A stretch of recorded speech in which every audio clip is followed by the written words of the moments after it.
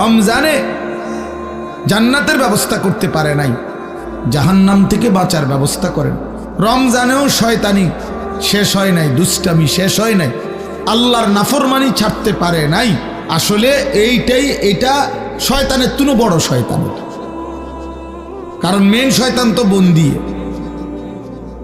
Main শয়তান তো শিকলে বন্দি।